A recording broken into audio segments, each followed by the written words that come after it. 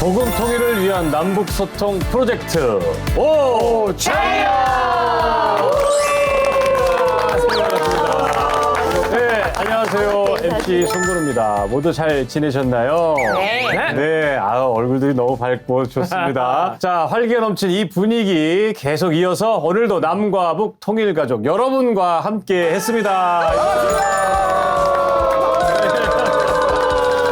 네, 우리 또 오랜만에 오차유에 출연해 주시는 우리 김상배 목사님 계신데요. 반가운 얼굴 여기 보시니까 어떠세요? 그 말씀이 생각나요. 야곱이가 형 에서를 만났을 때 형님이 기뻐하신 모습을 보고 뭐라고 했냐면 내가 하나님의 얼굴을 본 것 같습니다. 맞아요. 그랬어요. 오늘 기뻐하신 모습들을 뵈니까 모두 다 하나님 얼굴 같아요. 이야, 세상에 최고의 칭찬이다. 그러니까 축복합니다. 사랑하고요. 네, 감사합니다. 감사합니다.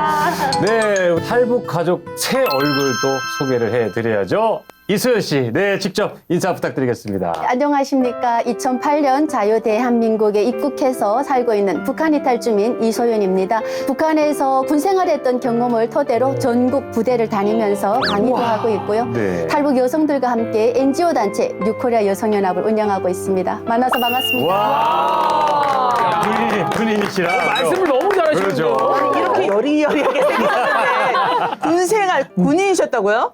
네, 제가 17살 고등학교 졸업하면서 북한에서 가장 큰 정치적 명예 조선노동 당원이 되고 싶어서 자원해서 군대에 갔습니다. 자원해서 네. 자원하셔서 그랬던 우리 이소연 씨가 과연 오늘 어떤 반전 있는 이야기가 나올지 기대가 되는데요. 자, 오늘 이소연 씨의 이 이야기 과연 어떤 반전이 있을지 기대가 됩니다. 우선 주제부터 알아봐야겠죠? 남북극장 나와주세요. 너무 추워. 날씨가 왜 이렇게 추워? 영하 5도래, 영하 5도. 이런 날은 고기떡이 딱인데. 야야야 이 추운 날씨야 이게. 내가 이 군에 있을 때 말이지 한겨울에 호수를 깨고 들어가서 목욕하고 그 운동장 있잖아. 이게 뛸 때 군화 벗고 맨발로 한 10km는 뛰었어 내가. 그래서 아직까지 이게 떡살이 좀 있는 것 같은데 말이야. 아이 뭐가 춥다고 이게 난리야 참말라. 아, 진짜? 군인 모든 분들 때문에 우리가 다리 쭉 뻗고 살고 있구나. 그럼 자, 이 시간에도 대한민국을 지키는 우리 국군 장군 여러분들 너무나 고생이 많으십니다. 한번 인사드리도록 하겠습니다. 대한민국 국군 여러분 충성! 가기 제대로 잡혔다. 그럼 그래서 내가 준비했지. 남북 군대 생활 백석! 역시 우리 오자유의 자랑이죠, 자랑. 남북극장 정말 잘 봤고요. 오늘도 마찬가지로 중간에 숨어있는 북한말 과연 들으셨나요? 어떤 말이 숨어져 있었는지 한번 우리 어떤 분이 설명을 해주시겠습니까? 네, 아까 얘기하시던 중에 고기떡이라는 말이 고기떡, 나왔는데 고기떡. 사실은 고기떡이라는 말이 어묵이에요. 근데 사실은 고기떡 있잖아요. 저희 아마 지금 자라는 북한 세세대들은 잘 모를 거예요. 제가 어릴 때 북한의 바다에 고기가 많이 잡혔어요. 그래서 고기떡을 생산하는 걸 조선기록 영화로 제가 어릴 때 많이 봤거든요. 근데 저희 어머님이 말씀에 의하면 그렇게 맛이 있진 않다. 이런 얘기. 고기떡이 네. 정어리나 북한에서 흔하게 나던 생선으로 하다 보니 비려요. 비린내가 엄청 맞아요. 그래서 맛이 못 없어요. 먹지 비리면. 근데 대신 먹으면 다음 끼가 생각 안 날 정도로 든든해요. 든든하긴. 든든한데 맛은 좀. 네. 고기떡, 고기라고 하는 나도. 어묵이라고 하는 순수 우리말이에요. 생선이잖아요, 그죠? 그렇죠. 맞아요. 순수 우리말. 또 다른 우리 북한말 있었습니다. 네, 아까 떡살이 박혔다. 떡살, 라고 했는데 떡살. 굳은 살입니다. 뭐 열심히 막 운동하면 여기에 박히잖아요. 굳은 살 그래서 박혀요. 저희 오빠도 막 이거 한때 막 이거 철봉을 하더니 떡살이 박혀서 면도칼로 잘라내더라고요. 네, 여기도 박히고. 야, 여기 네, 박힌 거지. 주먹질 막 해야 되니까. 그렇죠. 아니 북한 사람들은 다 떡살이 있어요. 손이고 그렇죠. 발이고. 그래요? 왜냐면 모든 건 군인들은 떡살이라고 안 그렇죠. 하죠. 군인들은 뭐라고 그래요? 군인들은 떡살이라고 안 하고 손칼이라고 합니다. 네. 여기에 떡살이 질 정도로 훈련을 하기 때문에 이걸 하나의 칼로 이걸로 적을 이거는 다르시네. 각이 달라. 우리 예민하시다. 아니, 우리 선배님은 뭐 얼음을 영상을 깨고 들어가서 훈련하셨다고 이거는 저희가 믿거나 말거나 모르겠지만 소연 씨는 어떤 혹된 훈련을 받으셨을까요? 사실 제가 맡았던 임무가 서해 5도를 통해서 대한민국 청와대, 그다음에 뭐 계룡대 본부 이런 곳을 먼저 정찰하는 임무였습니다. 그래서 정찰조하고 저희가 먼저 유사시에 침투하는 훈련을 해야 되다 보니까 저희가 12월 1일 동계훈련 들어가는 겨울에 땅을 파고 들어가서 일주일 견디기. 직접 땅을 파고 예. 들어가셨다고요? 이 가려린 몸으로. 그러니까요. 그러니까 들어가서 정찰병들이 가상 작전을 하면 저희가 같이 그 안에서 견디면서 통신으로 포사격을 유도하는 이러한 임무였기 때문에 이 포사격은 날개로. 네. 맞아요. 포사격을 날개로. 네. 그 임무를 수행했었습니다. 그래서 5일 동안 들어가 있고 잠도 안 자면서 3일 동안 행군하기 하고 세상에. 그리고 그 안에서 연기 안 나게 밥 지어 먹어야 되고 네, 추워도 악소리 내지 말아야 되고 그런 혹독하네, 혹독해. 훈련을 년마다 했었습니다. 흥미진진하지 않습니까? 근데 말로만 듣던 그런 정찰대인데 남한에 들어와서 그 지역을 하기 위한 엄청난 훈련을 하실 텐데 그래서 오늘의 주제가 바로 남북 군대 생활 백서입니다. 맞아요. 아마도 여러분 보셨을 거예요. 최근 뉴스를 통해서 북한 군인들의 모습 많이 볼 수 있었는데요. 특히 러시아, 우크라이나 전쟁 때문에 북한군이 파병이 됐잖아요. 그 파병 이야기부터 다양한 군대 생활 이야기까지 오늘 함께 나눠보도록 하겠습니다.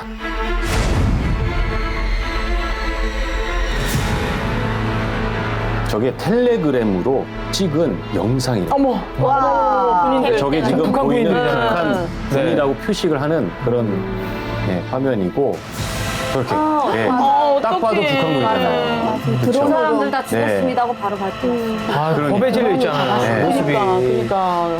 저런 식으로 이미 추적을 다 하고 있는 거고, 우리는 말로만 들었지만 실질적으로 저런 영상을 통해서 러시아에 북한군이 파병이 됐다라는 게 이제 증명이 된 거죠.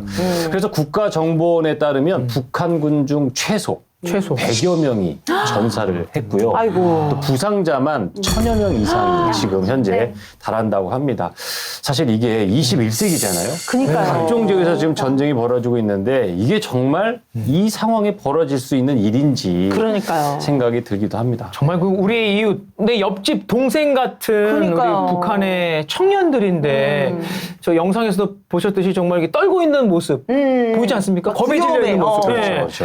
정말 이 전장에 있는 모습이 정말 너무나 마음에 아프고요. 사실 뭐 저보다 몇백 배 더 안타까운 마음이 드시지 않을까라는 그쵸. 생각이 들어요. 저런 모습 보시면 좀 어떠세요? 화면에서 나오는 모습을 보시면.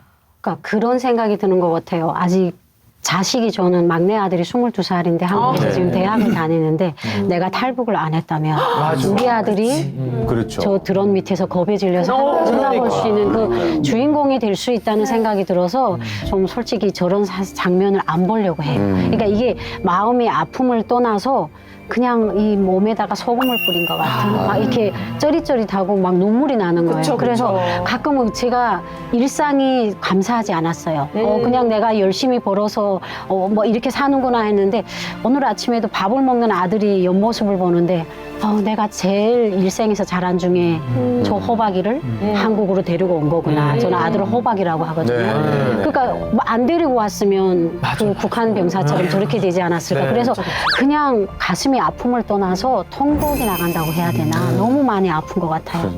조국 씨가 어떻게 보셨어요? 저 저도 영상. 고등학교 졸업할 때 먼저 뽑혀가는 친구들이 있었어요.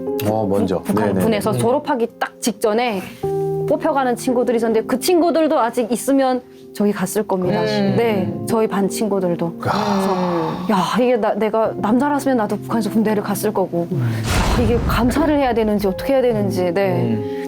그렇습니다. 그리고 목사님 혹시 이 얘기 들어보신 적 있으세요? 이렇게 글쎄 군대? 그 파병된 군인들을 그 폭군 군단이라고들 하던데 실제 그 전쟁에 투입될 만한 그런 훈련이 잘 된 그런 병사들인지 참 의문이 돼요. 그럴 것 같긴 하거든요. 어떻게 설명을 좀 그러니까 해주세요. 아마도 아무래도 러시아하고 북한이 어떤 계약에 의해서 네. 그런 체계에 의해서 나가는 거다 보니까 일반 병사들보다는 가장 훈련이 잘 된 특수 최정예 부대를 내보내지 않았을까 싶습니다. 네네네. 이 부대가 역사가 뭐냐면 평안남도 덕천에 위치한 부대인데요. 기존에는 8군단이라고 했습니다. 8군단. 네, 8군단이 우리 대한민국 국민들한테 아주 그 몹쓸짓을 했습니다. 1968년 1월 21일 청와대 습격 사건이 있지 않았습니까? 이 부대가 했던 겁니다. 아. 네, 그러다가 나중에 이 모체를 바꿉니다. 11군단으로 바꿔서 번개라고 하는 경보병 여단도 있고요. 여기에 아, 가면. 그 별칭을 번개라고. 네. 번개라고. 그러니까 가게 뭐 해상 저격도 있고 경보병 여단도 있고 항공 육전단도 있고 이 안에 근데 네. 번개 벼락 우레로 이렇게 이름을 다 정해놨습니다. 최정예 군인들이 한 8만 정도로 8만 명이요? 예, 이 안에 있고요. 아마 보병을 가장 필요로 하는 우리 우크라이나 전쟁의 특성상 네. 러시아 우크라이나 전쟁에는 번개라고 하는 경보병 여단이 대거 투입되지 않았을까. 대략 몇 명 정도가 투입됐다고 보세요? 아마 그 우리 대한민국 뉴스에서 국가정보원에서는 12,000명 네, 정도로 네. 추정을 했습니다마는 네. 아마 그보다 더 많은 인원이 더 많은 인원이요? 나가지 않았을까라고 생각을 해봅니다. 근데 영상에서 보셨다시피 네. 북한군들이 드론을 되게 낯설어하고 전시 상황을 잘 대처하지 못하는 모습이 보였거든요. 네, 저런 거 보시면서 어떠셨어요? 근데 사실 저는 군 경험이 없고 한국에서 군 특수부대에 있던 분들하고 제가 인터뷰를 해보니까 화면을 봤을 때는 네. 전체적으로 그 사람들이 다 폭풍 군단 군인들 같진 않다 화면에 보이니 왜냐면 네네네. 실제로 키나 네. 그 사람들의 골격이나 이런 걸 봤을 때 일반 보병 부대도 일부는 파견된 거다. 100% 폭풍 여단은 아니다. 이렇게 얘기를 하죠. 근데 실제로 북한은 아무리 폭풍 여단이 돼도 북한이 드론에 익숙이 된 나라가 아니에요. 그래서 우크라이나 그런가요? 전쟁은 네. 드론으로 해가지고 목표물을 발견하면 네네. 그 사람을 향해서 무조건 드론이 폭파하면서 사살하는 네. 그런 전법을 쓰기 때문에 북한 폭풍여당 사람들이 아무리 날고 긴다 해도 그 드론을 막을 힘은 없어요. 그렇죠. 1대1로 사람과 사람이 맞서면 어떻게 하겠지만 그러다 네네. 보니까 그 사람들로서는 당황한 거예요. 그러니까 지금 드론이 눈앞에 왔는데 눈빛을 딱 봤을 때 이걸 어떻게 하지 하는 거예요. 그거는 진짜 그 익숙하지 못한 군인의 눈빛인 거예요. 그러니까 이제 아무리 폭풍 여단이 갔다고 해도 드론에 익숙해지지 못했기 때문에 그 사람들 입장에서는 사망할 가능성이 크고 당황할 가능성이 너무 큰 거죠. 맞아요. 처음 보는 저 거니까. 영상 원본을 좀 찾아봤었었는데 그러셨어요? 네. 네. 저거를 이제 다룬 그 사람이 하는 말도 다 되어 있는데 거기서 네네. 뭐야 얘네가 정말 이런 게임을 해본 적이 없구나. 이거는 낮은 수준의 게임을 하는 것 같다라는 내용도 막 있었고요. 또 여러 명이 무리지어서 막 다니는 걸 보면서 전혀 러시아군의 싸움과는 너무 다른, 즉 드론전, 현대전에 대해서 전혀 배워본 적도 없고 들은 적이 없구나라는 걸 진짜 우크라이나군이 막 얘기를 하면서 실제 따라가거든요. 아이고.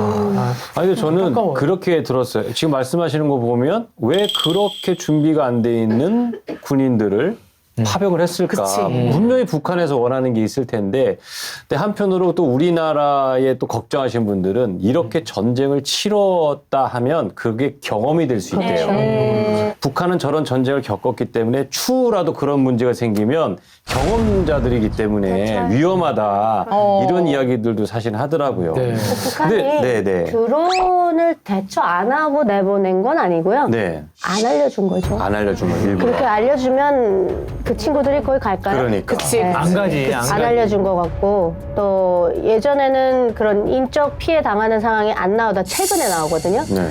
그 용병으로 끌려간 거는 꽤 몇 개월 정도 됐잖아요. 그러니까 그동안 얘네들이 특수부대면 산악훈련을 많이 받기 때문에 네. 저쪽 크루스크 지역에는 완전 평바닥이거든요. 그 저런 훈련은 사실 받지 않아요, 북한 군인들이. 그리고 뭐 신체 조건 이런 것 때문에 폭풍 군단이나 뭐 특수부대 아닐 수도 있다 이런 말도 신빙성은 있지만 네. 북한이 지금 고난행군 겪으면서 신체 사이즈가 다 줄었거든요. 네네. 그리고 일반 병정들 같은 경우는 그렇다 할 군 훈련을 그렇게 강도 높게 안 받기 때문에 전장에 파견할 수가 없어요, 사실은.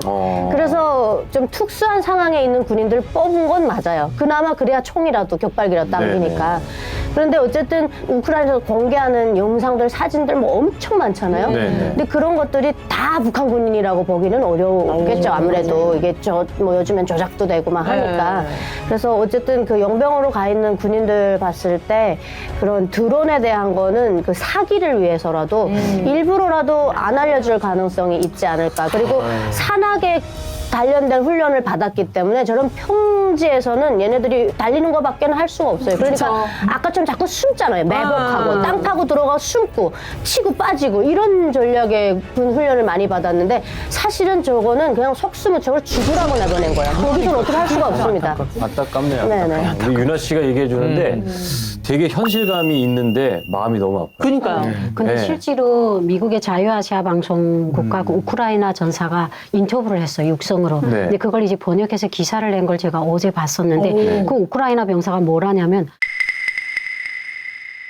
북한군 병사들이 좀비 같다 그러더라고요. 좀비요? 그러니까 좀비. 그러니까 그 정도로 무지한데 드론에 대해서 아예 그런 상식이 없는데도 네. 그 악착같이 뛰더라는 거예요. 그러니까 그 드론이 오게 되면 드론은 과학이잖아요. 네. 목표를 하면 거기에 꽂히는데 그러면 그 주변에 어디 갔는데 그냥 죽으라고 뛰고 그 드론을 향해서 막 무지하게 뛰어가는데 자기네가 그걸 포격을 하면서도 뭐야. 그러니까 러시아, 우크라이나 군하고 다르더라는 거예요. 근데 이런 아니, 뭐라고 말을 할 수가 없는데 그냥 전쟁을 안 하면 되잖아요, 그죠?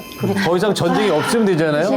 그러니까요. 이 전쟁이 정말 빨리 멈춰졌으면 좋겠고 그래서 무고한 희생도 네, 맞아요. 빨리 없어졌으면 더 이상 생기지 않았으면 좋겠다고 네. 기도할 수밖에 맞습니다. 없습니다. 그렇다면 말이죠. 러시아에 파병한 북한의 그 의도, 속셈이 과연 무엇일까요? 솔직히 네. 자기 아이들을 팔아서 네. 그러니까. 돈벌이로 세상에 어느 총알바지로 내보내면서 마음 편한 부모 어디 있겠습니까? 그렇죠. 이건 진짜 옛날에 어느 그 전설에나 나오는 의붓아버지 얘기인 거예요. 그러니까 저는 제일 마음 아픈 게 그래도 북한 주민 2,400만 명이 아버지라 부르는 사람이잖아요. 그러면 적어도 그 아버지가 그러면 안 되죠. 그렇죠. 자기 아들들을 거기다 내보내면 안 되죠. 이건 아버지 얘기를 포기한 거거든요. 그럴 때마다 굉장히 이렇게 가슴 아픈 게 그냥 돈벌이 목적밖에 안 보이는 거예요. 예, 그게 너무 속상합니다. 진짜. 훈련할 때 그래요. 북한군이 인구 대비 120만이라는 굉장히 큰 그 많은 병력을 가지고 있는데 네. 한마디로 뭐냐면 오로지 당을 위해서 수령을 위해서 우리는 총과 폭탄이 되겠다라는 교육을 받고 훈련을 받은 군인들이기 때문에 두려워할 이유가 없는 거예요. 당이 명령을 받고 내가 파견된 거예요. 맞아요. 네. 그러니까 일단은 그 김정은이 입장에서는 그러니까 북한이라는 나라를 이제 뭐 북한은 민주주의 인민공화국이다, 사회주의다. 하지만 그 나라를 제대로 평가하면 개인공화국이에요.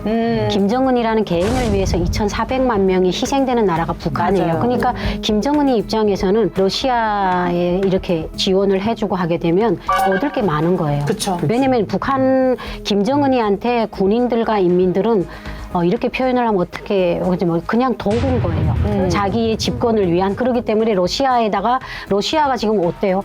군인들이 적다 보니까 이제 러시아 군에서 입대만 하면 몇천 달러를 주고 그렇죠. 달마다 그렇죠. 몇백 달러 주고 네. 이러는 것도 지금 인원이 모자라니까 그 러시아에서 제일 바쁜 거는 머리순 거예요. 그러니까 이제 김정은이가 그 가장 아픈 구멍을 막아준 거예요. 그러면 러시아에서 경제적으로나 이런 것들에서 많이 지원을 받을 수 있고 가장 중요한 거는 북한의 핵개발 기술들을 장기적으로 받을 수가 있어요. 그리고 북한 또 입장에서는 저 자강도 같은 데는 지하가 거의 다 이제 옛날에 68년도, 70년도 만들었던 자동보총이 그냥 썩고 있어요. 그러면 그런 것들을 솔직히 말해서 북한 입장에서 전쟁을 안 하기 때문에 그게 땅에 묻혀 있는 상태예요. 근데 그렇죠. 이제 러시아 전쟁으로 인해서 그것들을 계속 지금 러시아로 보내잖아요. 네. 북한 입장에서는 뭔가 무기를 순환할 수 있는 또 다른 기회가 되는 거예요. 그러니까 김정은 입장에서는 인민을 희생함으로써 자기가 얻는 것들이 너무 많기 때문에 계속 장기전으로 갈 수 있으면 그만큼 우리의 많은 아들들이 그 전장에 많이 파견될 수가 있는 거죠. 진짜. 그러니까 김정은 개인이 얻는 게 너무 많은 거죠. 저도 여기에 대해서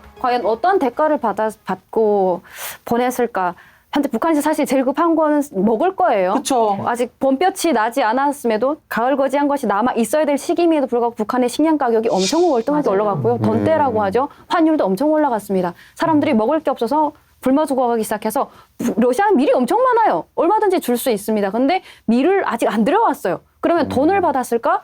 그것도 보이지 않고 뭐 받은 게 뭐 확인된 건지 모르겠지만 평양으로 미사일이 들어오는 걸 막는 그 체계를 좀 어느 정도 받아왔다는 이야기도 있긴 하고요. 방어 시스템을. 나머지는 네. 돈으로 환산이 될 거잖아요. 사상자도 났으면 돈이 사실 엄청 많이 쌓일 건데 이 돈을 다 어떻게 했을까? 저는 시리아에서 좀 어느 정도 힌트를 받아오지 않았을까? 김정은도 망하면 갈 데가 러시아밖에 없지 않겠습니까? 그래서 거기에다 돈을 받아서 이미 넣어놓지 않고 있을까? 본인의 비자금으로. 네, 물론 당자금이라고는 하겠지만 약간 그런 생각도 해봤습니다. 전쟁을 통해서 사실은 그죠. 우리가 알게 모르게 각종 그냥 비리 같은 것 숨겨져 있는 일이 너무 많을 것 같은데 진짜. 사실 휴전이 된다고 하면 휴전 되기 전에 엄청 치열하답니다. 막바지. 지금 이 상황에 더 많은 걸 얻어내려고 서로 최고의 그 격전을 벌이고 있는 게 아닌가 싶습니다. 어쨌든 우리가 전 세계를 보면 전쟁이 한 군데서만 일어나고 있지 않아요. 여러 군데서 벌써 일어나고 있고요. 그래서 그 전쟁들이 계속 되고 있다는 사실이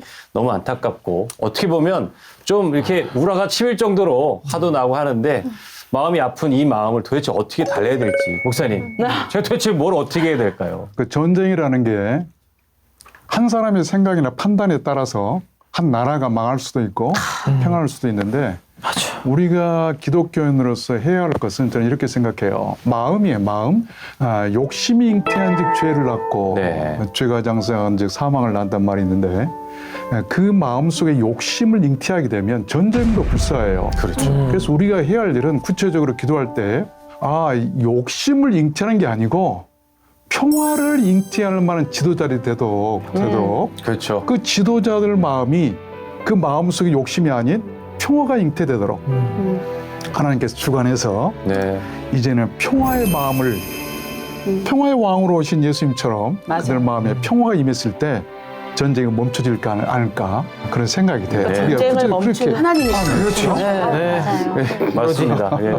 우리가 지금도 우리나라도 사실 좀 많이 어렵고 힘든 상황이잖아요. 그래서 하나님 말씀처럼 우리의 위정자들 위해서 기도하라고 예, 우리 머리를 위해서 기도하라고 하신 게 말씀대로만 하면 또 그렇게 해서 또 평화가 이루어진다면 아까 말씀드린 그런 전쟁들이 사라지고 또 하나님 또 예수님 또 재림하실 때 기쁜 마음 우리가 또 올라가지 않을까 생각을 하게 됩니다.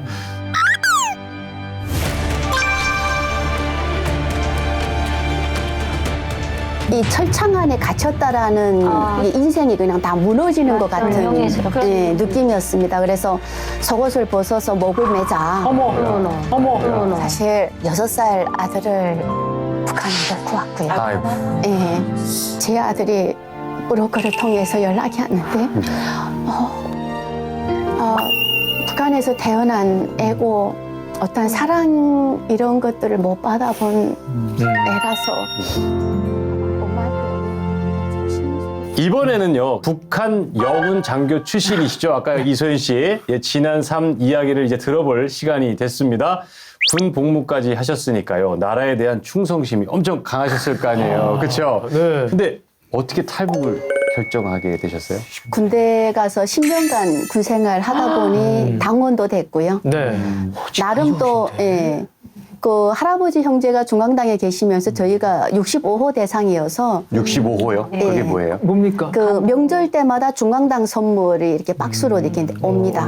네, 내려오는 그러한 가정에서 분명히 제가 자라서 군대까지 갔다 왔는데 네. 갔다 오고 나니까 당에서는 수많은 정책을 내놨는데 인민들이 장마당에서 대책을 찾는 이 장마당 세대가 그냥 이게 딱 바뀌어져 있는 거예요. 그래서 담임 선생님이 장마당에 가니까 약을 팔고 계십니다. 그러니까 일반 사람이 약을 팔죠. 그러니까 영어가 안 되니까 못 파는데 네네. 좀 배우신 선생님이 약을 팔고 계시고 그래서 거기에서 제가 이거 어떻게 살아가야 되나. 근데 또 군대 갔다 오고 당원이니까 간부 가족들이 와서 중매를 서서 결혼도 또 빨리 하게 됩니다. 네네. 그래서 아들 낳고 살면서 저도 장마당 경제 활동도 해보고 했는데 그 먹고 사는 문제가 정말 한 3일 굶어 보니까 이러다 사람이 죽는 거구나. 그냥 죽음이라는 것이 눈앞에서 기다려지는 것 같은 네네. 이러한 것들을 겪으면서 떠나야 내가 살고 내 새끼 살리고 가족을 살리겠다라는 생각을 하게 됐습니다. 근데 안타깝게도 이 첫 번째 탈북 때는 중국에서 북송을 당하셨잖아요. 어머. 맞죠. 네. 그런데 북송이 되는데도 불구하고 감옥살이를 하게 되셨죠? 네. 잡혀서 북송돼서 딱 가보니까 그냥 그날 목을 매고 싶더라고요. 속옷을 벗어서 목을 매자. 어머. 네, 그래서 지금 새벽 시간 2시, 3시를 기다리고 있는데 옆에 이게 새벽이면 잠을 안 자는 분들이 꼭 있었어요. 그래서 이분들이 저를 발견해서 우리 같이 여기서 살아남자. 네네. 그래서 그분들의 얘기를 들어보니까 아니 감옥 안에 한 130명 정도가 있는데 네네. 모두 탈북했다 온 사람들이에요. 진짜 2번, 3번이 제일 적은 거고요. 5번, 6번 탈북하신 세상에. 분도 계시고 네. 이왕 이제는 우리 인생이 무너졌으니까 동지네. 그러니까 그냥 우리 이렇게 가다 잡혔으면 여기로 가는 거다. 네네. 나는 중국에 어디서 살았는데 여기가 더 살기 좋더라. 한국에 가는 루트는 굉장히 다양하다. 네네. 이런 것들이 안에서 계속 이게 모의가 되고 계획이 짜지고 하면서 그 열악한 감옥 생활이 이 탈북 2번째 계획으로 인해서 견뎌지게 됩니다. 정보를 공유하면서. 정보를 보면서 희망이 생기는 거야. 네. 응. 그래서 가자. 저 2번째 탈북은 제가 정말 하루 만에 대한민국까지 들어왔는데 하루 만에? 예, 위조 여권 한 장 가지고 중국 단동에서 인천 여객터미널 들어오는 배를 탔습니다. 야, 진짜 오시면서 여권도 검사 많이 했을 텐데 그렇게 잘 통과된 것도 하나님의 은혜고 기적이네요. 딱 인천 여객터미널 이렇게 딱 도착하니까 어떻게 보면 그냥 살려달라고 살기 위해서 정말 이기적인 이란 부르짖음이었는데 거기에 그 응답해 주신 우리 하나님 덕분에 예, 정말 이 목숨줄이 잘 붙어서 오지 않았을까 예, 그런 생각을 늘 합니다. 지금까지 그 소연자매님을 지켜주신 은혜가 네. 너무 감사하다라고 하는 그런 마음이 드는데 네. 북한에 있을 때 하나님이 살아계시는구나라고 느꼈던 일이 혹시 있었는지. 사실 저희가 그 감옥 생활하면요 네. 그 안에 기도하시는 분들이 있었어요. 많죠. 많아요. 이게 근데 그때는 사실 저는 그랬어요. 나 미친 짓 하고 있다. 맞아요. 근데 꿋꿋이 드러내놓고 하는 친구가 있고요. 그래요. 임산부 한 명이 있었는데 사실 그 감옥 안에서 임산부는 진짜 저희가 막 이렇게 하대하거든요. 노동을 할 때 우리만큼 일을 못하고 하니까 정말 미워요. 어느 날 이 언니가 그런 얘기 합니다. 자기가 기도를 많이 했는데 우리 하나님 응답해 주셨다. 자기 20 며칠 날 나갈 거다. 날짜를 딱 정해서. 정했습니다. 날짜를 정해서 그런 응답을 받았다 자기는. 그래서 저는 웃었어요. 예. 그럴 리가 없다. 이 감옥 안에 철창으로 갇혀지는 안에서 어떤 그러한 기적이 일어나는 거예요. 그러니까 진짜 근데 기적이네, 그죠? 예. 그날따라 그 안에 그 여러 가지 그 화재 막 이런 것들이 그 조짐이 있어서 바깥에 햇빛 조이기라는 걸 처음 전기문을 드르륵 하는 전기문을 열어서 예. 바깥에 내다 놓고 햇빛 조이기처럼 담벼락에 서 있었는데 임산부가 뛰는데 누구도 100몇 명이 못 봤다는 거예요. 진짜요? 눈을 확 가려버린 거야 다? 8개월 임산부. 8개월이면 누구도 그 임산부를 못 봤고 이 임산부가 그때 정말 20 며칠 날 네. 해서 진짜 나갔고 와. 응답 제대로 받은 것이 맞네. 한국에 와서 제가 인천에 간증 갔더니 네. 거기에 딱 앉아있어요. 만나셨어요? 네. 그래서 실제 제가 그랬습니다. 그래서 보이지 않는 곳에 우리 하나님의 손길은 꼭 있었고 네. 기적이라는 것은 있다. 라고 생각을 합니다. 그러니까 이런 기적을 일으킬 수 있는 곳은 일으킬 만한 곳에서 하시는 거예요. 맞아. 없는 곳에서는 그런 기적이 일어나지 않는다는 거죠. 그죠? 만한 곳에서 예, 있습니다. 그렇죠. 있을 만한 곳에 기적이 일어나지 흔한데 그건 기적이라고 하지 않잖아요. 대단하네. 참 정말 우리가 그래서 계속 북한을 위해서 기도해야 된다 맞아요. 그렇게 하는데 혹시 우리 이소연 씨는 기도 제목 있으세요? 제가 아이고, 죄송합니다. 아이고, 사실 네. 6살 아들을 북한에 놓고 왔고요. 아들 하나. 예. 아유. 10년 동안 참 준비를 많이 했었습니다. 해서 아들이 어느 날 고등학교 졸업했는데 네. 브로커를 통해서 연락이 왔어요. 근데 엄마한테 가도 되겠습니까? 하는데 너무 마음이 아픈 거예요. 아니 그러게 왜 그렇게 물어봤을까요? 북한에서 태어난 애고 어떤 사랑 이런 것들을 못 받아본 애라서 아마 엄마한테 오는 것도 굉장히 조심스러웠나 봐요. 그래서 브로커를 통해서 중국까지 잘 데려왔습니다. 데려왔고 이제는 저한테 오는 길만 남았었는데 네. 돈을 받은 브로커를 시세만 다른 브로커가 개입이 되면서 그때 아들이 17살이었는데 오지 못하고 예. 북한으로 다시 북송이 아이고야. 참. 그 이야기가 비욘드 유토피아라는 영화로 만들어져서 세상에 나왔는데요. 사실 하나님 원망했습니다, 저는. 그쵸. 하나님이 계신 줄 알았는데 17살 아들을 수용소에 보냈으니까 원망 중에 어느 날 기도하다 보니까 정말 저한테 이렇게 그 환상이 이렇게 어느 날 기도 중에 오는데 이렇게 도포자락으로 우리 아들을 이렇게 동그랗게 감싸고 있는 환상을 눈앞으로 봤어요. 네. 그래서 그때부터 하나님에 대한 원망을 부족한 저한테로 돌리고 그런 기도를 참 많이 하고 있습니다. 네. 그 길 또한 분명히 열어주실 아멘. 거라고 저는 믿습니다. 아멘. 우리가 그렇게 다시 꼭 두 분이 만나실 수 있을 거라고 생각하고 네네. 같이 기도해 주시면 좋겠고 아멘. 다 같이 이렇게 눈물 흘리시고 다 같은 열심히, 마음이시니까. 예, 그럼. 힘내셨으면 다들 좋겠습니다. 가족이 그러니까, 네, 그러니까요. 그러니까. 가장 안타까운 게 정말 나의 사랑하는 부모님, 나의 자식들을 놓고 나 혼자 맞아. 대한민국에 맞아. 와서 생활하고 있는 것 자체가 일단 네네네. 마음에 큰 부담감이 그쵸, 있잖아요. 그쵸, 그쵸. 그리고 한순간에도 가족에 대한 그리움으로 살고 있는데 우리 정말 정말 모르는 거죠. 기도로서 중보 기도를 해야 되지 네, 않을까라는 진심으로. 생각이 듭니다. 진심으로. 네네. 네, 오늘 탈북 가족분들은 다 군대와 관련이 있는 분들이죠. 유나 씨, 또 수혜 씨는 군인 가족이셨다고. 예. 그럼 주옥 씨는 네, 군인 불악에서 살았습니다. 네. 왜냐면 북한 전역이 군인 불황 아니야?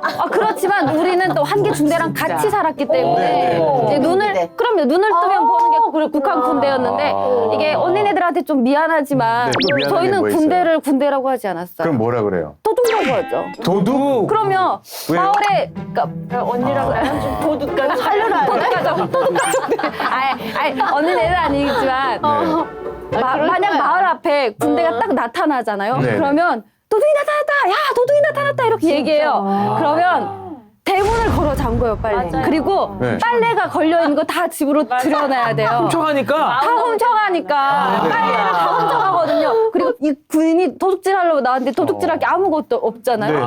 그럼 어떻게 해요? 그러면 대문짝을 뽑아가. 뽑아가서 뭐예요, 뽑아가서? 빵이랑 밥불 떼고 먹을 거 바꿔 먹는 거죠. 그게 땔감이니까. 울마저 뽑아가서 저 국경적 사진 영상 찍어온 거 보면 대부분의 집들이 많아요. 뽑아가는 거야, 군인들이? 진짜. 아니 오죽했으면 염소가 편지 써놓고 갔다는 우스갯소리. 영서가요? 염소 장을 잡아 걸었는데 할아버지 할머니가 염소 한 마리를 기르고 있었는데 네. 군인들이 그 염소를 도둑질을 해간 거예요. 네. 그러니까 이제 미안하니까 맨 밑에 병사가 예. 염소를 대신해서 할아버지 할머니한테 편지를 고이 써놓고 갔더래요. 염소 얼림 하면서 할아버지 할머니 인민군대를 따라가는 것이 옳은 길이라 생각하여 이 길을 갑니다. 염소 얼림 이렇게.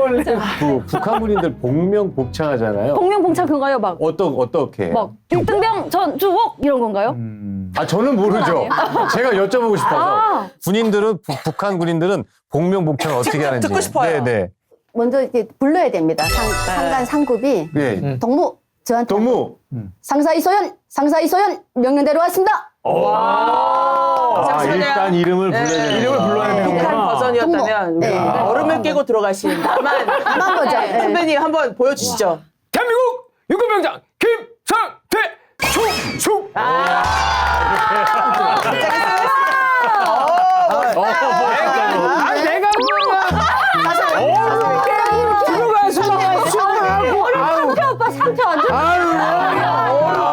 내가 들어가서 각이 나오네, 각이 나오죠. 상사 이소연 명령대로 왔습니다. 대한민국 육군병장 김성태 저희 아버지도 네. 저희 이제 우리 집에 들어오면 우리 집을 아예 군 병영을 만들어 놓으셨거든요. 저랑 저희 동생이 있는데 앞에다 박상 딱 아버지가 펴놓고 네. 우리 동생이랑 저를 딱 세워놓고 가운데로 김일성 군사종합대학원 군부로 기타는 우로 돌아. 아버지 정지. 밥 먹어야 되는데. 예, 아버지 정지 지나갈 수 있으니까 이래야지. 예. 제대로 된 교육이네 집안에서. 그 정도로 그랬어요. 군인 가족은 다르긴 다르네요. 그게 다르긴 달라요. 그걸 배운 게 있으니까.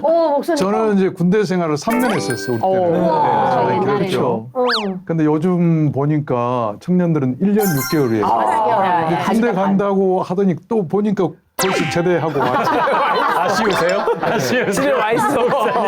근데 이렇게 10년 동안이나 군대에 계셨다는데 불만 같은 건 제기할 수 없으셨는지 근데 불만 같은 거 사실 없으신지. 제가 군대에 가서 네. 2달 만에 후회했습니다.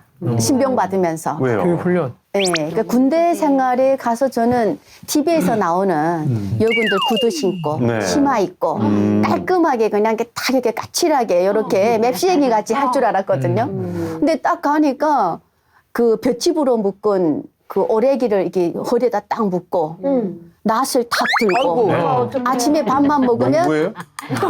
산으로 나무꾼 됐다가 나무꾼이네.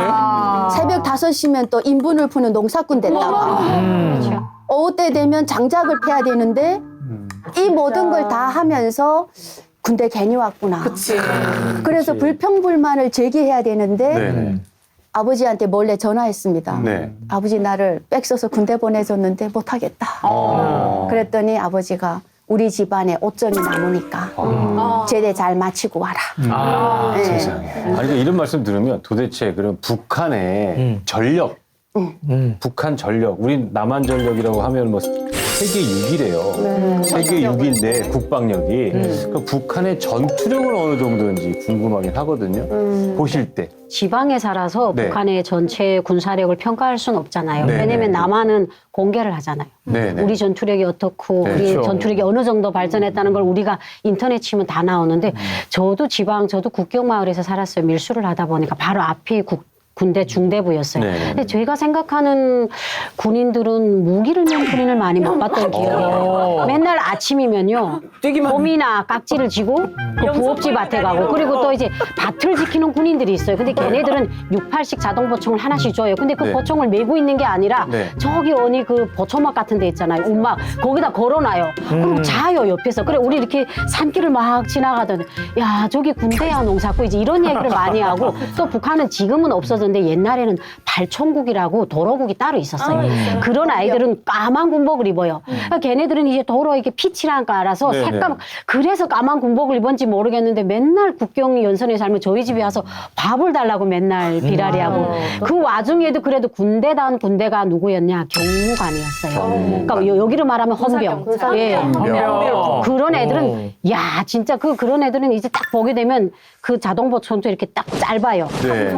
카빙총 딱 메고 딱 그 역전이나 자기 위수구역에 있는데 오토바이를 딱 타고 있는데 야 우리 그래서 야 간만에 군대를 본다 이런 얘기를 했거든요. 그래서 그냥 군대라고 인식했을 때는 뭐 농민군 그리고 아파트를 지을 때 건설자 그런 이 얘기가 네. 사실 뭐 지금도 영상 같은 걸 보면은 말씀하신 대로 군인들이 농사짓고 그런 모습들을 철책에서 많이 볼 수가 있잖아요. 맞아요. 그러니까 전투력은 사실 차이가 많이 나는데 생각만 해도 뭐 군사적인 장비 문제도 그렇죠. 차이가 많이 날 것 같은데 직접 북에서 보셨으니까 좀 얘기 좀 해주세요. 아예 그 수혜 씨가 보셨어요? 잽이 안 돼. 우리 아버지가 항상 들어와서 하는 말이 네네네. 안 되겠다 이거 전쟁 일어나면 큰일 났다. 그러니까 이게 아버지가 별을 달고 계셔서 이제 보이시는 거예요. 근데 이게 뭐 전 세계 군사력이 대한민국 지금 6위라고 하고 그리고 핵을 지금 북한이 가지고 있으니까 자꾸 비대칭 전략 나가겠다고 하는 이유가 네. 하늘 땅 바다에서 재래식 무기를 붙으면 진짜 잽이 안 되거든요. 그리고 K방산 지금 세계적으로 KF-21 막 수출 나가잖아요. 네네. 그 정도로 지금 군사력이 인정을 받는데 거기다 대고 아직 드론도 모르는 애들이 나가서 이렇게 하고 있으니까 그러니까. 얼마나 속상한 일입니까. 하나 북한군에 대해서 우리가 대비해야 되는 건 있어요. 분명히 적이기 때문에 너무 과소평가만 하면 안 됩니다. 근데 북한군이 잘하는 거 하나는 야생성입니다. 특히 대한민국 한반도의 전쟁은 북한은 항상 속전속결이에요. 그래서 북한의 특수부대는 시가전을 많이 합니다. 그래서 공격하고 국방부 폭파하고 빠지거나 또 뭐 어디 폭파하고 빠지고 고속도로 폭파하고 전투기 활주로 폭파 이런 임무거든요. 대한민국은 터널과 고속도로가 너무 좋아요. 이거 폭파시켜놓으면 윤정기제가 작동이 안 됩니다. 안 되지. 저희 아버지 부대는 스키 경보여단이란 말이죠. 여긴 특수부대입니다. 여긴 무조건 말 2필 무조건 있어야 돼요. 그다음에 소 이런 건 북한에서 다 군장비입니다. 이 도로가 파괴되면 탄약 올라가고 할 때는 말과 소 동원돼야 되거든요. 네. 근데 가끔은 앞으로의 전쟁은 차세대전만 하는 건 아니에요. 기계는 오작동 될 수 있고 센서가 많으면 많을수록 굉장히 기계에 사람이 끌려갈 수도 있어요. 그래서 북한이 일부러 재래식전과 하이브리드전을 그래서 하겠다는 거예요. 하지만 진짜 싸움을 붙어야 되는 군대들한테는 제대로 교육을 해요. 대한민국의 어떠어떠한 뭐 KF-21이네 뭐네 다 얘기를 하죠. K9, 뭐 자주포 다 얘기를 합니다. 하면서 뭐라고 얘기하냐면 대신에 쫄지 마라. 그 무기 아무리 차세대 전투기라 할지라도 그 무기를 다루는 건 군인이다. 군인의 정신 상태가 올바르게 박혀 있지 않다면 그 차세대 무기도 고철덩이로 전락할 수 있다. 이런 정신무장을 시켜요. 북한은 항상 정신 승리를 강조하는데 얘네들 어릴 때부터 고난의 행군을 겪어온 애들이에요. 생존 본능 장난 아닐 겁니다. 예전에 그 교회에서 수련원을 떠나갈 때 이렇게 남북한의 청년들이 같이 탔었어요. 아이들이. 근데 이게 눈이 오기 시작하니까 버스가 뒤로 밀린 거예요. 대한민국 아이들은 의자 밑으로 들어가서 엄마를 찾고 있는데 얘는 벌써 창문 열고 뒤로 나와서 버스를 그러니까 이런 것들을 우리는 적에 대해서 절대 우리는 아직 전쟁 끝난 나라가 아닙니다. 절대 적을 과소평가해서는 또 안 됩니다. 맞아요. 지금까지 국방부하고 강사 정유라였습니다. 역시 강사님. 유나 씨는 군사 전문위원이세요. 아유, 명예위원 됐나요? 모자위원회 군사 전문위원으로 아, 더 공부하게요. 요청을 해드려야겠네요. 공부하게요. 그래서 한 가지 이벤트를 좀 마련했는데 우리가 지금까지 북한 군대에 대해서 이야기를 나눠봤잖아요. 네. 그래서 북한 군대 실상을 한번 OX 퀴즈로 네. 한번 풀어보면서 우리 남한 패널 분들이 네네네. 맞춰주시면 되는 겁니다. 네. 재밌겠다.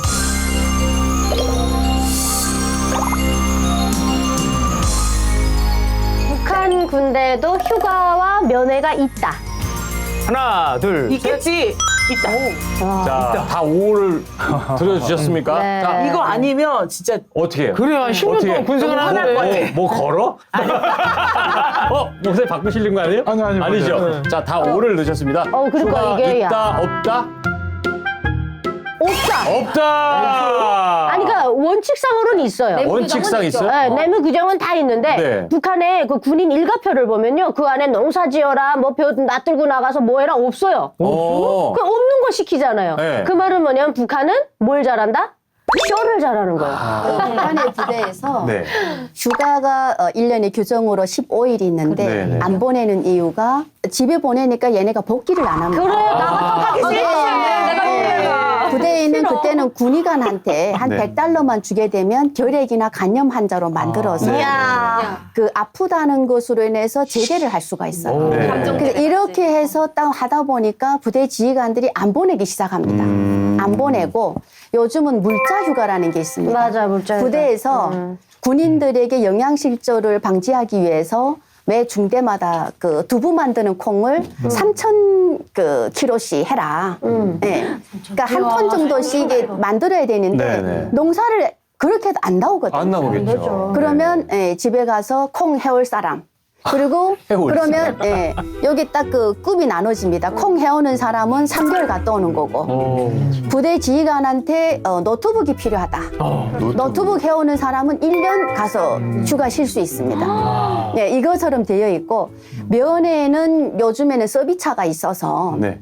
가족들이 네. 자식이 굶어 죽지 말아야 되니까 네네. 요즘 한두 명밖에 안 나니까 보냅니다. 면회 오면 저희가 좋죠, 옆에서. 그렇지. 서대원들한테 떡 2개씩, 사탕 하나씩 이렇게 쫙 돕니다. 그때는. 네네네. 네, 그래서 누구 부모 면회 왔단다 그러면 그날이 명절이었어요. 좀 기다리겠다. 네. 듣기 말도 힘들다. 아유. 자, 그럼 두 번째 한번 한치 씨가 내주시겠습니까? 북한 군인도 다나가를 쓴다 안 쓴다. 하나, 둘, 셋. XX 두 분. 우리 상태 씨만 O 했습니다. 네. 자, 수혜 씨 정답은요? 오늘 상태 오빠가 상태가 많이 좋구만. 네, 갔다 와서 그런가? 갔다 와서? 아니 사실 그 단학가는 네. 부대의 정말 어떤 용어거든요. 사회와 단절되는 그렇기 때문에 북한에서도 아마 그 북한 사회에서 단절되는 용어가 있지 않을까라고 해서 제가 오를 들었거든요. 맞습니까? 맞습니다. 오. 저희 아버지가 항상 야 이거 이렇게 하라 알아서 이렇게 물어보면 예 아버지 알았어요 이렇게 하면 어디? 알았습니다 아버지 이렇게 얘기를 다자를 쓰게 하고 까는 저희 어머니도 이제 군인이셨거든요. 질문할 때. 네. 질문할 때. 군인이셨어요? 예, 저희 어머니 수혜 아버지 이거 이렇게 했습니까? 이렇게 항상 제가 이만갑 처음 나갔을 때 저보고 제3이라고 하더라고요. 했습니까? 왜냐면 기래씨. 저도 그 군인 가족도 그렇고 모르겠어요. 그 평안도는 아니단 말입니다. 어쩌다 말입니다. 이렇게 다짜로 다 끝나고 네. 해시오 말하시오 이런 건 그건 지방 저기 뭐야 이거. 야 지방 아니라고? 하민들이 쓰는 거. 그러니까 하민들? 그렇게 뭐 이렇게 파는 사람은 이거 살아요, 말라요, 가나요, 아니나요 이런 거를 군인 가족은 쓸 일이 없어요 저희들도. 그러니까 항상 아버지 다녀오겠습니다, 학교 다녀오겠습니다, 갔다 왔습니다 이렇게 항상 보고식으로 하다 보니까 저한테도 그 군인 말투가 배어 있었던 거예요. 저보고 군대 갔다 왔냐고. 그런 것 같아요. 명령식인 것 같아요. 네. 집에서. 명령. 저희도 이제 마당이 커요. 대문에서 집까지 오려면 두드려야 되는데 이제 가끔은 그 초인종이 있어요. 그럼 안에서 이렇게 옛날에 전화를 네네. 받아가지고 네네네. 그게 이제 전지하게 없었나 봐요. 아버지가 문 열라 문 열라 하는 걸 그러니까 막 이렇게 소리를 치시는 거예요. 그리고 저희는 항상 제가 기억에 있는데 아버님이 항상 그 옷방으로 들어가는 미닫이 문 그 덕대에다가 모닥을 큰 거 치시고 거기다가 각기반 또 가죽 혁띠를 이렇게 걸어 놓으셨어요. 근데 그 이유가 8시 이후에 오면 그게 맞아요. 나도 그러니까 많이 이제, 맞았어요. 예, 그래갖고 항상 보면 나는 8시 전으로 왜냐면 네. 집에 여자아이가 많고 그리고 네, 네. 사실은 80년도, 90년도가 북한이 어떻게 보면 저는 남한에 와서 남한엔 이 남성들이 지나가던 여성 이렇게 막 하면 그게 다 안 되잖아요. 네, 네, 네. 막 그렇게. 근데 저희 때는요, 남자들이 이 여자가 마음에 든다 하면 폐가 모여가지고 골목을 지켰어요. 그러면 맞아, 제가 퇴근하게 되면 와! 하고 해서 제가 5cm 실을 쥐고 뛰어서 집으로 들어가요. 약간 그때 그 문화였어요. 그러니까 그냥 힘으로 여자를 조금 쟁취하겠다 이런 문화 돼서 아버지가 8시를 통금 시간을 8시에 해놨는데 8시 5분만 들어와도 큰 가죽 혁대 잔등을 제가 맞았어요. 그러니까 이제 약간 그 군인 아버지의 그런 것들이 있는데 항상 그 큰 말 일어나 밥 먹으라 막 이렇게 약간 이렇게 말해가지고 한 번도 그렇게 사근사근한 말을 들어 못 봤던 기억이 나요. 우리는 군대 가면 다 그냥 뭐입니까? 아닙니다. 그렇습니다. 이렇게 하니까. 그런데 이제 북한도 똑같은 거죠. 어차피 지시와 복종이니까. 맞아요. 자, 그럼 마지막 문제 한번 가볼까요? 네, 북한에도 종교 활동이 있다. 맞으면 O, 틀리면 X입니다. 네. 하나, 둘, 셋. 종교 활동이 진상 있다, 태동지. 없다, 있다. 두 분 드셨고요. 과연 답은 뭐가 있을까요? 그냥 정답이 없는 것 같아요. 헌법상에는 종교의 자유가 있는 나라예요. 그리고 실제로 뭐 성당, 교회가 네. 다 있고 네, 그러니까 네, 네. 아예 이제 큰 틀에서 보면 없다고 말해도 정답이 아니고 근데 실제로 그 내부를 파헤치면 네. 노동당만 믿어야 되는 세상에서 하나님을 믿으면 어떻게 해요? 그러니까 이게 사실 북한이라는 나라를 정말 조금 다가가기가 조금 까다로워요. 그러니까 그거 잘 읽어야 돼요. 북한이 헌법을 이렇게 만들어 놓으면 우리 그 보험에 세부사항 들어가는 것처럼 네. 그 밑을 잘 봐야 돼요. 그 밑에 보면 비유가 기가 막혀. 그 밑에 보면 조건. 아니 북한이 자유 인권 다 있어요. 말로는. 근데 그 밑에 들어가 보면 계급이 나눠져요. 어떤 사람에게 인권이 주어지고 조선민주주의인민공화국의 헌법이 적용된 그게 있어요. 그래서 노동계급의 하나는. 그럼 노동계급 아닌 뭐 어디 한국에 친척 있거나 일본에 친척 있는 사람은 노동계급에 못 들어간다는 거예요. 그럼 이 사람들만 위한 법이지 그건 또 아니라는 거예요. 그러니까 이 겉에 큰 글자만 보고 북한을 또 판단하면 안 되는 거예요. 저희 동네도 이 교회를 믿어서 잡혀가는 사람들이 있었는데 저는 단 한 번도 이 사람들이 예수 믿어서 잡혀간다는 얘기 맞아요. 들어본 적이 없어요. 전부 반동적인 미신행위, 반당 반혁명적 사상을 가져서 잡혀가는 것들이거든요. 그래서 나중에 와서 보면 그 사람들이 다 지하교인이었고 맞아요. 중국에 와서 성경 공부를 했던 분들이었고 그랬던 거죠. 맞아요. 북한에서는 마약이라고. 맞아요. 네, 그 안에서도 분명히 종교를 이렇게 하나님을 믿으시고 돌아오시는 분이 계시는 것처럼 그런 곳에도 종교 활동할 수 있는 날이 오기를 간절히 기도해야겠습니다. 네네. 혹시 목사님 네. 통일되면 네. 북한에 가서 예. 선교를 해주실 수 있으시죠? 다행히 그렇게 해야죠. 다행히 해야 되죠. 네. 일본으로. 네. 일본으로 생각하고 가야죠. 네. 어떤 말씀을 꼭 해주고 싶으세요? 설교. 물론 이제 복음이라는 게 예수 복음이죠. 그 첫 번째겠지만 그건 뭐 기본적으로 다 해야 할 일이지만 제가 이제 그 러시아에 선교를 좀 다녔어요. 네네. 그래 러시아에 뭐 교회를 5개나 지을 정도였으니까 거의 순회하면서 설교도 하면서 또 러시아의 어떤 그런 또 수준급에 있는 분들하고 세미나도 좀 하면서 말을 전할 때마다 제가 했던 얘기가 있어요. 뭘 했냐면 당신들은 그 공산주의고 우리는 자유민주주의다. 차이를 가장 쉽게 설명할 수 있는 비교할 수밖에 없어요. 네네네. 우리나라를 제가 설명을 했습니다. 6.25 전에는 북한이 더 훨씬 더 남한보다 잘 살았다. 훨씬 잘 살았고 그런데 6.25 전쟁 이후에 지금 현재 봐라. 남한이 잘 사는가 북한이 잘 사는가. 그 기점은 북한에는 종교를 말살했지만 남한에는 종교가 살아났어요. 그 모든 바탕은 성경에 있다. 기독교, 서방과 그리고 이 동방을 한번 비교해봐라. 동양과 서양을 한번 비교해봐라. 동양의 종교와 서양의 종교를 비교해봐라. 뭐가 다르냐? 어디가 더 앞서가고 있고 어디가 더 진취적이냐? 어디가 세계를 지배할 수 있고 우주적인 그런 개념을 가지고 세상을 통치할 만한 모든 정신이 어디서 나오는가 한번 봐라. 우리 목사님 통일되면 하실 이야기가 그렇게 많아요. 다 쌓여 계시니까 정말 기대가 됩니다. 자, 오늘 남북 군대 생활 백서에 대해서 우리가 네. 얘기를 나눠봤잖아요. 함께한 소감 어떠세요, 상태 씨? 네, 마태복음 말씀에 사람이 무엇을 주고 제 목숨과 바꾸겠느냐라는 말씀이 있는데 천하보다 귀한 것이 사람의 목숨이라는 거 아니겠습니까? 북한의 영혼들을 위해서 기도하지만 특별히 이 전쟁터에 나가 있는 좀 그들을 지켜달라고 더 간절하게 좀 기도를 해야 될 것 같다는 생각이 내용을 듭니다. 듣다 보니까. 네네. 네. 손정 씨는요?